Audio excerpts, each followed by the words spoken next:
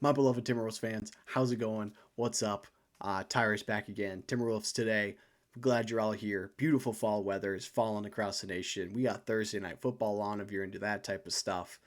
It was in a delay actually before I came in here to record this, but beautiful fall weather. I've got my hoodie on, not just any hoodie. Anthony Edwards, believe that. Yeah, yeah. Got it at the local Adidas outlet. 50% off. Yeah. If you live in Minnesota, head on down to Egan. You can grab the sweatshirt, the t shirt, the shoes. But the shoes aren't 50% off. Those don't get discounted because, of course, why would they? That'd just be robbery. I would be walking out with six pairs, selling four of them by the time I get out the door, not telling them that I got them for 50% off. Just makes sense, right? But no, guys, we're in a bad spot. All of those trades that we've talked about for the last week plus, they're not going to happen. They're not going to happen at all. And here's why. It's because, unfortunately, those are restricted free agents and they get forever to negotiate their contracts, it feels like. So while everyone else is getting paid money in like June, July, these guys are still going to get paid plenty of money or just take the qualifying offer in September or October, like we're seeing. Like Cam Thomas just took like a small deal. We just saw, oh my gosh, I'm spacing. I just read it and it bummed me out. Um, Not Josh Giddey, dude. I'm knowledgeable. I promise I'm knowledgeable. But there's too many guys. All of the restricted free agents that we were talking about, almost all of them are off the table. The only ones that are really left are Quinn Grimes and Kaminga. But they kind of put us in a weird spot cap wise. So that's where things get interesting. Josh Giddey is obviously not going to be on the table much longer. It sounds like he will be getting paid for at least the next season or two. Um, so not the end of the world, but if we did want to trade for one of them, we're gonna have to wait until like that. NBA doesn't let you trade guys like immediately after you sign them, but then like what's the point of a sign and trade so that you can trade them and then someone else can sign them immediately? It doesn't make any sense. But then you've got guys who get traded like back to back days at the trade deadline because they don't actually officially get traded until someone says the trade's official. Like that's how all those four team like it doesn't even make sense. Those four team trades happen, and Alex Burks is bounced over three cities, but he hasn't left for the last one or even the first one because he's waiting to see where he falls. Like, how does that make any sort of sense? But besides the point, we're out of trade options. They're dwindling down as the season comes on. If we want a younger point guard or a more veteran point guard, I hope we like what we have because we're not going to find it anywhere else. We're not. It's not going to happen. I just want to talk real, start the show there. That's just how it is. A little more fun. If you guys are on Twitter, you've seen the Timberwolves Twitter is, how do I put this gently? Unhinged is a good way to put it. They're always posting thirst traps or something like that for Anthony Edwards. Today, for football being back, they decided to share when JJ and Anthony Edwards swapped jerseys. And Anthony Edwards, ran around in the Justin Jefferson jersey, throwing a football around with him. He threw one into a hoop. And who did he shout out as he did it? Like, players shout Kobe or whoever, Steph now, like when they shoot a paper into the basket or something. No, Ant took the football, aimed it at a basketball hoop, and said, Tony Romo. Like, it doesn't make any sort of sense. Like, Tony Romo, Anthony Edwards. You got the entire NFL to talk about, and you're going to choose Tony Romo as the guy when you want to throw a football? It says a lot about you. But Anthony Edwards being a Cowboys fan potentially honestly makes a lot of sense. He's a bit of a um, what's the right word? Eccentric personality. Eccentric. Words are tough. He's a big personality, and the Cowboys are known for having those. So I think a lot of where that comes from definitely stems from his fandoms as a child. We know he loves football, though. When the draft process in 2020 was happening, the big talk was, does Anthony Edwards love basketball? Right here, he says he wants to go play football. Yeah, no, the talking heads were talking. He loves basketball, but he loves football too. And that's okay. And I think there was a big debate on Twitter of like, oh, Anthony Edwards, what position would he play in the NFL? The dude would be a lockdown corner or safety. Let's be 100% real. Now, I think he would probably have the hands to be a receiver and be able to get himself open, but he'd be a nightmare as a defensive player. He like his vision alone and the way that he can elevate his body and contort his body to get layups and dunks and whatever. Like you want that on the defense. As good as he would be on offense, that's where I'd put him. He's not a quarterback. He's not a running back. He's a safety or a corner. Sure, he could be a wide receiver. You know, he might be a Travis Hunter. Yeah, I know how crazy that is to sound or to say, but Jabril Peppers was Travis Hunter before Travis Hunter was Travis Hunter, you know? But I think Anthony Edwards could play football. I do for sure. But that's enough football talk on this basketball show. So let's go ahead and talk about something not related to football at all, actually, or basketball for that matter. I don't know how much you guys saw this story on Twitter, TikTok, wherever you get your basketball news. Could be on Instagram too. Sideline sources, shout out.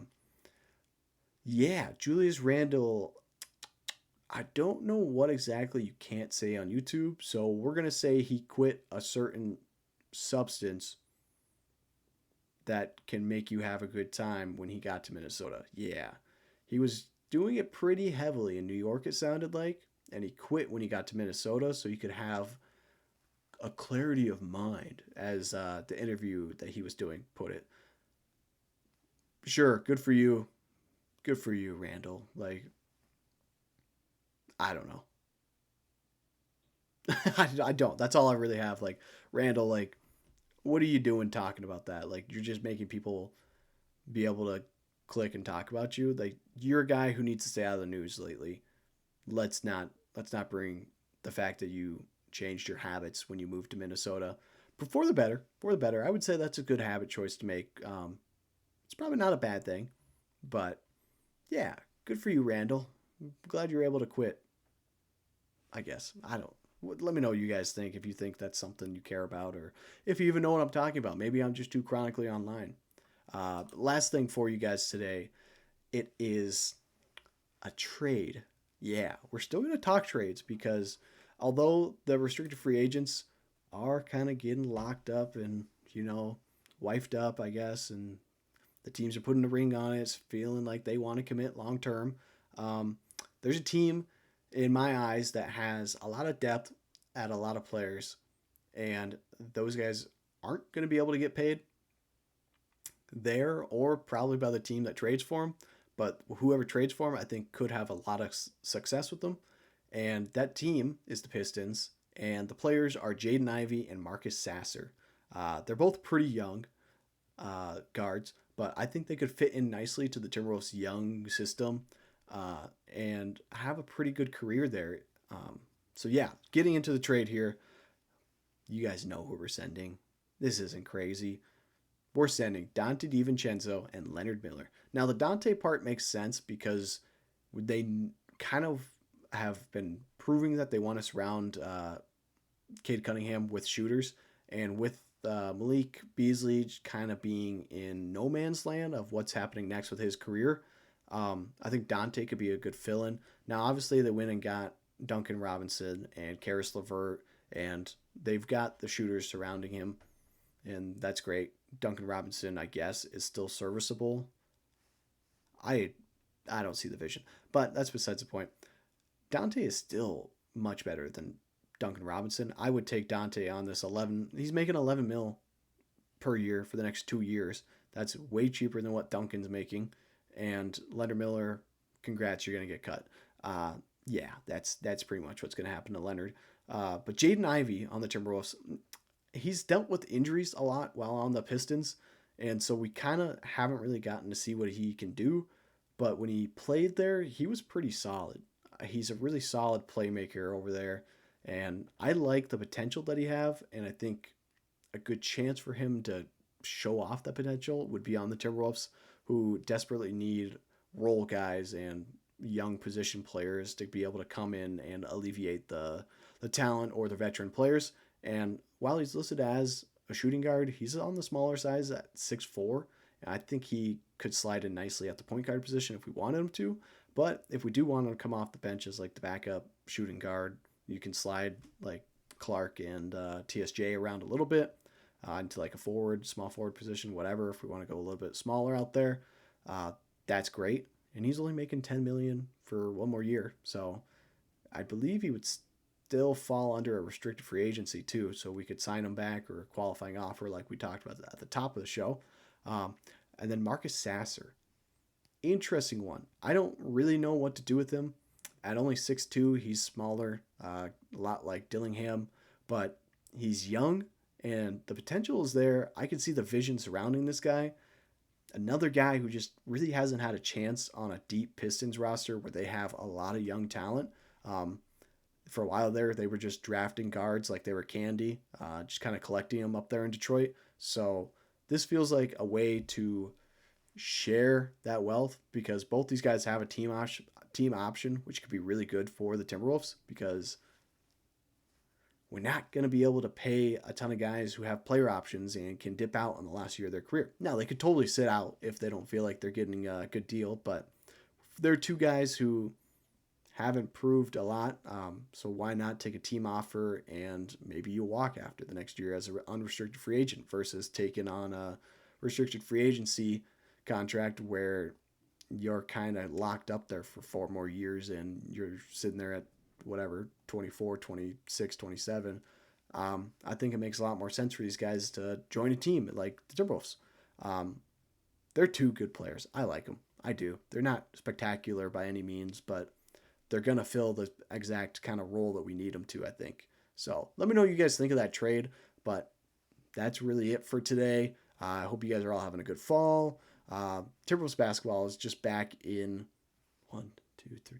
I don't know, a few days, probably like 30 plus is what we're still looking at. It's got to be 50. It's got to be 50 something for sure. But yeah, Timberwolves to end today's video.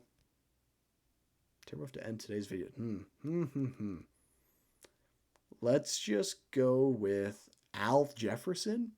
How's that? How's Al Jefferson? Yeah, we talked about Joe Smith yesterday. But yeah, Al Jefferson ends Timberwolves today, or end the video. Timberwolves to end the video today. Yeah, take care, guys. See you next time.